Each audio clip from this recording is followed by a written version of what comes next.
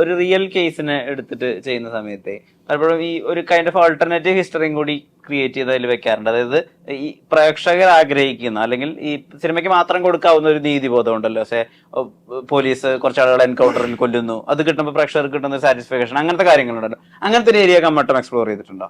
അല്ല, അങ്ങനെയല്ല. ഇതൊരു ആ അന്വേഷണത്തിന്റെ കൂടെ ഈ പറയുന്ന പ്രേക്ഷകരും മുന്നേ പോകും. ഈ പറയുന്ന പോലെ നമ്മുടെ അന്വേഷണ ഉദ്യോഗസ്ഥന്റെ ഒപ്പം തന്നെ പ്രേക്ഷകന് സഞ്ചരിക്കുമെന്ന് തന്നെയാണ് വിശ്വാസം. ആ സഞ്ചരിച്ച് എത്തുന്നത് അവർക്ക് എല്ലാവർക്കും വ്യക്തതയോടു കൂടി തന്നെയാണ് നമ്മൾ കൊണ്ട് എത്തിക്കുന്നത്. അപ്പൊ അവര് അതിനകത്ത് സാറ്റിസ്ഫൈഡ് ആവും എന്ന് തന്നെയാണ് കരുതുന്നത്. ഈ അടുത്ത് ശ്രീ മമ്മൂട്ടി 5.5 മാസത്തെ റെസ്റ്റിന് ശേഷം മലയാള സിനിമയിലേക്ക് തിരിച്ചു വന്നപ്പോൾ ഏറ്റവും അധികം എന്താ പറയാ സ്പ്രെഡ് ആയിട്ടുണ്ടായിരുന്ന വീഡിയോ ഭീഷ്മപർവ്വതത്തില് അദ്ദേഹത്തിന്റെ ഇരിപ്പുകളും സ്റ്റിൽസും ഒക്കെ ആയിരുന്നു. ശ്രദ്ധിച്ചു എന്ന് ഞാൻ വിചാരിക്കുന്നു. ഈ ഭീഷ്മപർവ്വതത്തില് ഏറ്റവും അവസാനം ഒരു കാറിന്റെ അടുത്ത് പാർക്കിങ്ങിനകത്ത് അദ്ദേഹത്തെ കൊല്ലാൻ വേണ്ടി കുറെ ഗുണ്ടകൾ അയക്കുന്ന സമയത്ത് ഈ കാറിന്റെ ലൈറ്റ് ഓൺ ചെയ്തിട്ട് ഹലോ എന്ന് പറയുന്ന ഒരു സൈൻ ഉണ്ടല്ലോ. അതായത് നിങ്ങളെ അവസാനിപ്പിക്കാൻ ഞാൻ പോവാണ് ടാറ്റ എന്ന് പറഞ്ഞിട്ട് കാണിക്കുന്നത് ജസ്റ്റ് ഒരു ലൈറ്റ് ഓൺ ചെയ്തിട്ട് ചെയ്യുന്നത്.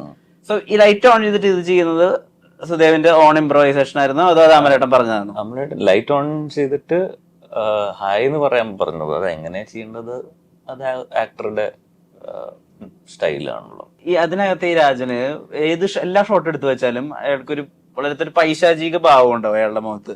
ഐ മീൻ ഒരു ഡെവിലിഷ് നേച്ചർ ഉണ്ടാവും. ഈവൺ ഇപ്പൊ അതെങ്ങനെ ഭക്ഷണം കഴിച്ചുകൊണ്ടിരിക്കുന്ന സമയത്ത് ഇനി അടുത്ത വർഷം ഒരു വട്ടം കൂടി ചോറ് കൂട്ടണം, അപ്പൊ പച്ചടി ആയാലും കിച്ചടി ആയാലും പച്ചവെള്ളം ചവയ്ക്കും പറയുന്ന സമയത്ത് ഇയാൾ ഈ ഫുഡ് പ്ലക്ക് ചെയ്തെടുക്കുന്നുണ്ട് ഇങ്ങനെ പല സൈഡിൽ നിന്ന് ഇങ്ങനെ.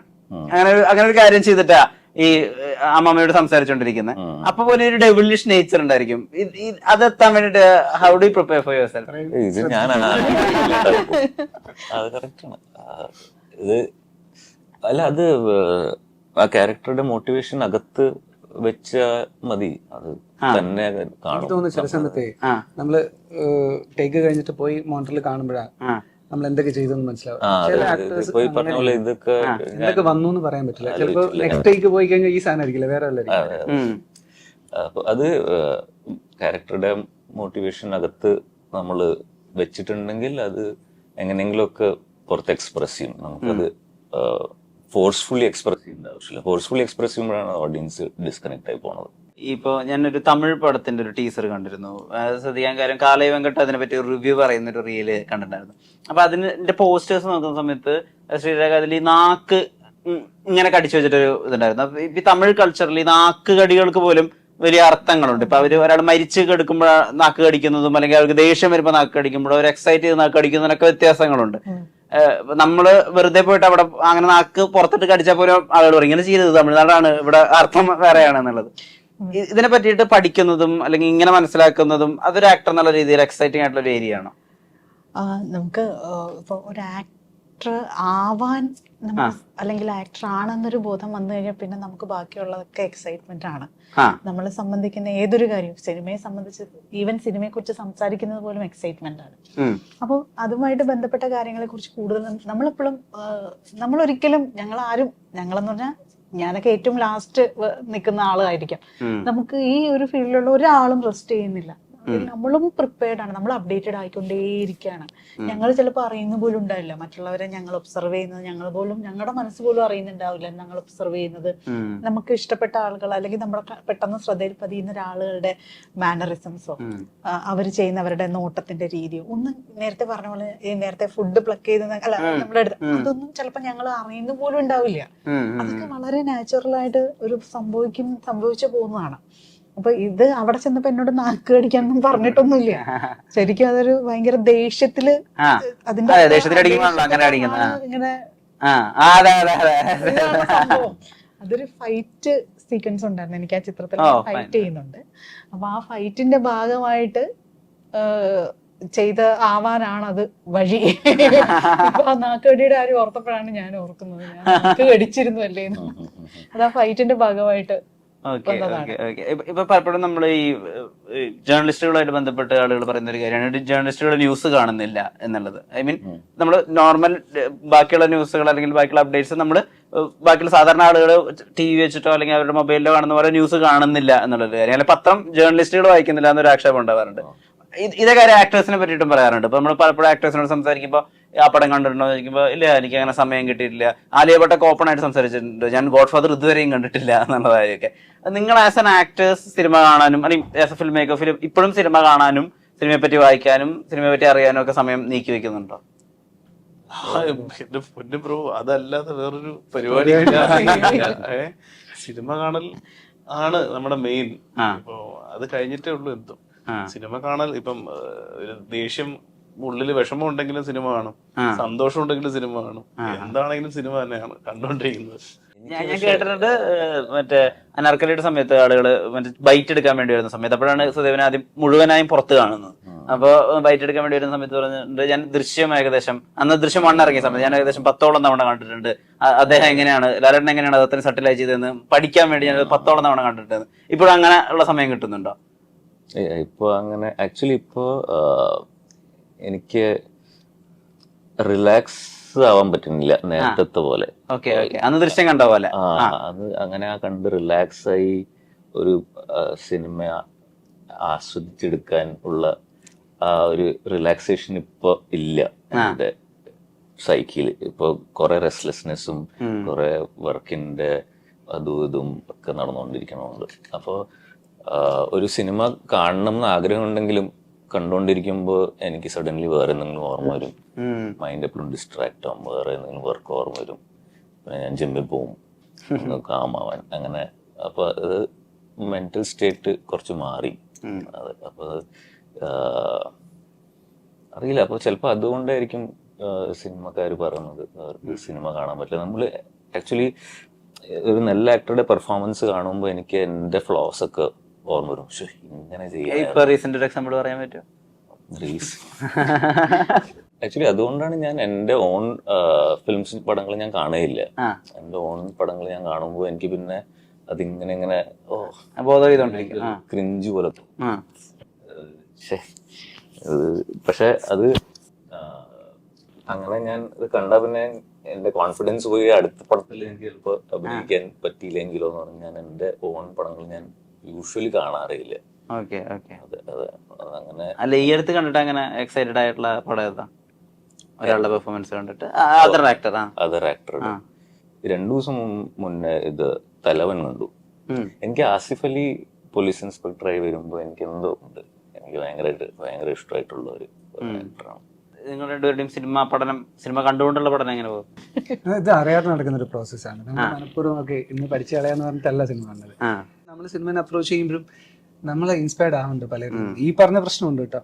നല്ല പെർഫോമൻസ് കാണുമ്പോൾ നമ്മള് നിർത്തിപ്പോയാലോ എന്ന് തോന്നുന്ന അവസരങ്ങളുണ്ട്. എന്തിനാണ് നമ്മള്, കാരണം അത്രയ്ക്ക് സ്കിൽഡ് ആയിട്ടുള്ള ആക്ടേഴ്സും അത്രയ്ക്ക് സ്കിൽഡ് ആയിട്ടുള്ള പെർഫോമൻസ് ഒക്കെ നമ്മൾ ചെറുപ്പം തൊട്ട് കാണുകയാണ്. അപ്പോൾ നമ്മൾ നമ്മുടെ പടം കാണുമ്പോൾ ഒബ്വിയസ്ലി ഏത് ആക്ടറിനും വീണ്ടും കാണുമ്പോൾ ഇംപ്രൂവൈസ് ചെയ്യാം, അത് അങ്ങനെ ചെയ്യാം ഇങ്ങനെ ചെയ്യാന്നുള്ള സാധനങ്ങൾ വരും. അപ്പൊ കോൺഫിഡൻസ് കുറയുന്ന പരിപാടിക്ക് നമ്മൾ നിൽക്കാറില്ല. ഈ കമ്പാരിസൺസ് വരുമ്പോൾ ഒബ്വിയസ്ലി നമ്മൾ എല്ലാ സമയത്തും പഠിച്ചുകൊണ്ടിരിക്കുക, കുഞ്ഞുതായിട്ട് പഠിച്ചുകൊണ്ടിരിക്കുക. വി കാൺ ഒരു ആക്ടിങ് എന്ന് പറയുന്നത് നമുക്ക് ഒരിക്കലും കംപ്ലീറ്റ് ചെയ്യാൻ പറ്റില്ല. എപ്പോഴും പുതിയ സാധനങ്ങളും പുതിയ രീതികളും പുതിയ അപ്രോച്ചസും ഒക്കെ വരുന്നുണ്ട്. നമ്മൾ ജസ്റ്റ് സ്റ്റാർട്ട് ചെയ്തിട്ടുള്ളൂ. അപ്പോൾ എല്ലാ സിനിമയും നമുക്ക് പാഠപുസ്തകം. സ്വയം ചെയ്യുന്ന ഇന്റർവ്യൂസ് കാണുമ്പോ ഞാൻ കാണാറുണ്ട്. ഞങ്ങൾക്ക് കാണാം. പോസ്റ്റ് പ്രൊഡക്ഷൻ ചെയ്യണത് ഞാൻ തന്നെ. എനിക്കാണെങ്കിൽ എന്റെ ഇന്റർവ്യൂസ് കാണാനേ പറ്റില്ല. അയ്യോ, ഏറ്റവും ബോറായിട്ട്. പിന്നെ ഞങ്ങളുടെ റിയാക്ഷൻ കുറവല്ലേ? അതെ അതെ, ഞങ്ങളുടെ ചോദ്യം കഴിഞ്ഞ് കഴിഞ്ഞാൽ പിന്നെ നമ്മളിങ്ങനെ ആവശ്യമുള്ള റിയാക്ഷൻ ഇത് പോസ്റ്റ് പ്രൊഡക്ഷൻ ചെയ്യണത് ഞാൻ തന്നെയാണല്ലോ. ശരിയൊക്കെ പറയും. അല്ല, ഇത് തന്നെയാണ് നമ്മള് ഇപ്പം മൂവി എന്ന് പറയുന്ന ഒരു സാധനമല്ല നമ്മുടെ ജീവിതത്തിലെ ഒരു പ്രധാന ആഹാരം, ഉറക്കം എന്നൊക്കെ പറയുന്ന പോലൊരു സംഭവമായി മാറി സിനിമ കാണുന്നത്. ഒരു പടം തന്നെ എത്ര പ്രാവശ്യം കണ്ടു എന്നുള്ളത് പോലും നമ്മൾ ഓർക്കൂല. ചിലപ്പോൾ നമുക്ക് കണ്ടിഷ്ടപ്പെട്ടാൽ വീണ്ടും വീണ്ടും നമ്മൾ കണ്ടുകൊണ്ടിരിക്കും. ഇഷ്ടപ്പെടുന്നത് ഓരോ തവണയും നമ്മൾ കാണുന്ന ഓരോ തവണ കണ്ടാലും ഓരോ ആംഗിൾ ആയിരിക്കും ആ പടത്തിന്, ഓരോ വെർഷൻ ആയിരിക്കും നമ്മൾ കാണുന്നത്. അപ്പോൾ ഇതൊക്കെ കാണുമ്പോഴത്തേക്കും വലുതെന്നല്ല ചെറുതെന്നല്ല ഏതൊരു ക്യാരക്ടർ ആയിക്കോട്ടെ അത് നന്നായിട്ട് പ്രസന്റ് ചെയ്താൽ നമ്മൾ വല്ലാതെ മോട്ടിവേറ്റഡ് ആവാറുണ്ട്. അതുപോലെ അല്ലെങ്കിൽ അതിനൊപ്പം നിൽക്കുന്ന രീതിയിലുള്ള പെർഫോമൻസ് നമുക്ക് കൊടുക്കാൻ പറ്റുമോ? ഇതൊക്കെ പറ്റിയാൽ ഇങ്ങനെയൊക്കെ ചിന്തിക്കുമ്പോൾ നമ്മളത് അറിയാതെ തന്നെ അതിലേക്ക് അങ്ങോട്ട് ഇൻവോൾവ് ആവുകയാണ്. നമ്മുടെ ഉള്ളിലേക്ക് ഇതൊക്കെ നമ്മൾ പഠിക്കുന്നുണ്ട്, അറിയാണ്ട് തന്നെ പഠിക്കുന്നുണ്ട്. അപ്പോൾ മേ ബി ഓരോ പടം കഴിഞ്ഞിട്ട് നമ്മൾ അടുത്ത പടത്തിലേക്ക് പോകുമ്പോൾ നമ്മുടെ കരിയർ ഗ്രാഫ് അത് നല്ല രീതിയിൽ വളരുന്നുണ്ടെങ്കിൽ അതിങ്ങനെ അറിയാതെ പഠിക്കുന്നതിന്റെ ഒരു ഗുണമാണ്. നമ്മുടെ ഉള്ളിലേക്ക് അറിയാണ്ട് അത് എത്തപ്പെടുന്നതിന്റെ ഒരു വ്യത്യാസം നമ്മളിൽ ഉണ്ടാവും. ഒരു ആക്ടറും അവരുടെ കരിയറിൽ താഴോട്ട് പോകുന്ന, ഐ മീൻ അഭിനയത്തിന്റെ കാര്യത്തിൽ ഇപ്പൊ താഴോട്ട് പോകുന്നതായിട്ട് ആരെയും കാണാറില്ല. എല്ലാവരും ഓരോ സ്റ്റെപ്പും അത് ഈ വളർച്ചയൊക്കെ ഇവരുടെ ഈ ഒബ്സർവേഷൻ സ്കില്ല് കൊണ്ടായിരിക്കാം. അപ്പോൾ നമ്മളൊക്കെ എന്ന് പറഞ്ഞു കഴിഞ്ഞാൽ കടല് പോലെ കിടക്കാണ് പടങ്ങൾ കാണാൻ. 1-2 പടം കാണുമ്പോൾ ദൈവമേ ഇത്രയും നമ്മൾ ചിലപ്പോൾ തിയേറ്ററിൽ കാണുമ്പോൾ അല്ലെങ്കിൽ ഒരു ആക്ടർ ആവുന്നതിന് മുമ്പ് നമ്മൾ ഇത്രയും ശ്രദ്ധിച്ചിട്ടുണ്ടാവില്ല. വീണ്ടും അത് കാണുമ്പോഴായിരിക്കും നമ്മൾ ആ പടത്തിന്റെ പല തലങ്ങളും മനസ്സിലാക്കുന്നത്. ഇങ്ങനെ ഉണ്ടായിരുന്നു, അല്ലെങ്കിൽ ഒരു ഡയലോഗ് പറയുമ്പോൾ, ഒരു വേർഡ് പറയുമ്പോൾ ഇവരുടെ കണ്ണുകൾ ഇങ്ങനെ ഇത്രയും സട്ടിലായിട്ട് അവരെ എക്സ്പ്രഷൻ കൊടുത്തോ എന്നൊക്കെ മനസ്സിലാക്കുന്നത്. അത് ഒബ്സർവേഷൻ വളരാനും നമ്മളെ കൂടുതൽ ഇതിനെ സ്നേഹിക്കാനും ഈ പ്രൊഫഷനെ സ്നേഹിക്കാനുമാണ് കൂടുതൽ പ്രിപ്പയർ ചെയ്യുന്നത്. അങ്ങനെ എനിക്ക് ഫീൽ ചെയ്തിട്ടുണ്ട്. എനിക്ക് ലാലേട്ടന്റെ കൂടെ അഭിനയിക്കാൻ ഭാഗ്യമുണ്ടായി. ഇപ്പൊ ഈ ദൃശ്യമൊക്കെ കണ്ട് ഇങ്ങനെ അനലൈസ് ചെയ്ത ഒരു സ്റ്റുഡന്റ് അവസാനം പോയി ലാലേട്ടന്റെ കൂടെ അഭിനയിക്കുകയും ചെയ്തു. അപ്പൊ ആക്ച്വലി ഫസ്റ്റ് ടൈം എനിക്ക് ലാലേട്ടന്റെ കൂടെ ഇരിക്കാൻ കിട്ടിയത് കായംകുളം ചുണ്ണിയുടെ ഷൂട്ടിങ്ങിന്റെ സമയത്ത്. ഞങ്ങൾക്ക് കോമ്പിനേഷൻ സീൻ ഉണ്ടായിരുന്നില്ല. പക്ഷെ ഒരു ലഞ്ച് ബ്രേക്കിന്റെ സമയത്ത് ലാലേട്ടന്റെ കൂടെ ഞാൻ അവിടെ ഇരിക്കണ്ടായിരുന്നു, ലൊക്കേഷനിൽ വെയിറ്റ് ചെയ്ത്. അവിടെ ആണെങ്കിൽ റേഞ്ചും ഇല്ല, ഒന്നുമില്ല, ഫോണുമില്ല, ഞാൻ ലാലേട്ടനും മാത്രം. അപ്പൊ ഞാൻ ഈ ക്വസ്റ്റ്യൻസ് ഒക്കെ ചോദിച്ചു. ഈ സീൻ വന്നപ്പോ ഇതെങ്ങനെ പ്രിപ്പയർ ചെയ്തു, മറ്റേ അവിടെ അതിന്റെ ആ ഡയലോഗ് എങ്ങനെയാണ്. അപ്പൊ ലാലേട്ടൻ പറഞ്ഞത് അത് എനിക്ക് രാവിലെ പറഞ്ഞ ഡയലോഗാണ് മോനെ, അത് രാവിലെ ഞാൻ വാനിറ്റി വാനിലിരുന്ന് വായിച്ച് പഠിച്ച് പോയി പറഞ്ഞതാണ്. അല്ലാണ്ട് ഞാൻ വിചാരിക്കുന്ന പോലെ മറ്റേ ക്വസ്റ്റ്യൻ വിചാരിച്ചിട്ടുണ്ടാവും. ലാലേട്ടൻ അതൊക്കെ സംസാരിക്കാൻ താല്പര്യം ഉണ്ടോ, ഇഷ്ടമാണ് ലാലേട്ടൻ. കുറെ ഇങ്ങോട്ടും ചോദിക്കും, പുതിയ കാര്യങ്ങളും ഒക്കെ ചോദിക്കും. ഇന്റർവ്യൂ അവസാനിപ്പിക്കുമ്പോൾ ഒരു ചോദ്യം കൂടി ചോദിച്ചോട്ടെ. ഇപ്പൊ ഉള്ള പൂച്ചസർ ട്രോളുകൾ കാണാറുണ്ടോ? ട്രോളുകൾ കാണാറുണ്ടോ? ഈ പൂച്ചകൾ ഏലിയൻ ആണെന്നും പൂച്ച നമ്മളെ ഒക്കെ ഒബ്സർവ് ചെയ്തുകൊണ്ടിരിക്കുകയാണ് CID-കളെ പോലെ എന്നുള്ളതും ആദ്യമായിട്ട് പറയുന്നത് ഞാൻ കേട്ടിട്ടുള്ളത് സുദേവാണ് ഒരു ഇന്റർവ്യൂവിന്, അല്ല ഒരു റീലിനകത്ത്, ഒരു 60 സെക്കൻഡ് റീലിനകത്ത്. എങ്ങനെയാണ് ആ ഐഡിയ മനസ്സിലായത്? ആ സമയത്ത് അങ്ങനെ ക്രിയേറ്റീവ്ലി എന്തെങ്കിലും ചെയ്യാൻ എപ്പോഴും നമുക്ക് ഇങ്ങനെ ത്വരയുണ്ട്. അതുണ്ട്. അപ്പൊ അങ്ങനെ ഫുൾ സീരീസ് ഉണ്ടാക്കി, കാറ്റ്സ് ആർ ഏലിയൻസ്. അതില് ക്ലെവർ എഡിറ്റിംഗ് ഒക്കെ യൂസ് ചെയ്ത് കാറ്റ്സ് മാജിക് ഇവിടുന്ന് പോയി അവിടെ നിന്ന് അപ്പിയർ ചെയ്യുന്നതും ഒക്കെ ചെയ്തിട്ടുണ്ടായിരുന്നു. അപ്പൊ അതൊക്കെ അതിന്റെ പണ്ട്. പക്ഷെ കാറ്റ്സ് അങ്ങനെയാണ്, കുറച്ച് വിയേർഡ് ആയിട്ടുള്ള ഒരു ഫീച്ചേഴ്സ് ആണ്. അപ്പൊ അത് വളരെ ബിലീവബിളും ആണ്. അവർക്ക് ആരെയും പേടിയില്ല, മുതലേനെയും സിംഹത്തിനെയും എല്ലാത്തിനെയും പിടിച്ചിട്ട് അടിക്കുന്ന വീഡിയോസ് ഇപ്പൊ ഭയങ്കര ഫേമസ് ആണ്. നമ്മളെ മാനിപ്പുലേറ്റും ചെയ്യും, നന്നായി അഭിനയിക്കുകയും ചെയ്യും. അതൊക്കെ ഇപ്പോഴാണ് ആളുകൾ കുറച്ചുകൂടി ശ്രദ്ധിക്കുന്നത്. അതിനായിട്ട് എന്ത് തോന്നിയിട്ടില്ല? അവർ ഏലിയൻസ് ആണ്, അതാണ്. എന്റെ വീട്ടിലുണ്ടോ ഒരു ഏലിയൻ? അവർ ഒബ്സർവ് ചെയ്തിട്ടിരിക്കാൻ തന്നെ വല്ലാത്തൊരു സുഖമല്ലേ. ഭയങ്കര നമ്പറാണ്, നമ്പറുകളുടെ ഉസ്താദുകളാണ് ഇവര്. ഇവരുടെ ചില എക്സ്പ്രഷൻസ് ഉണ്ട് മെയിനായിട്ടായിട്ടുള്ള, പിന്നെ ചില കരച്ചിലുണ്ട്. ഈ പലതിനും പല ടോണാണ്. ഇത് നിഷ്കളങ്ക ഭാവം വെച്ചിട്ട് എന്തെങ്കിലും കുരുത്തക്കേട് വല്ല പാത്രങ്ങളൊക്കെ തട്ടിപ്പൊട്ടിച്ചിട്ട് ഒരു മുഖമുണ്ട് ഇവരുടെ. സീരിയസ്ലി നമ്മളെ മാനിപ്പുലേറ്റ് ചെയ്യുന്നെന്ന് പറയുന്നത് പറഞ്ഞപ്പോ എനിക്ക് പെട്ടെന്ന് ഓർമ്മ വന്ന അതാണ്. ഈ പാത്രമൊക്കെ കടപടപടാന്നൊക്കെ പറഞ്ഞിട്ട് അടുക്കളയിലൊക്കെ വീണ് തകർന്നുടയും.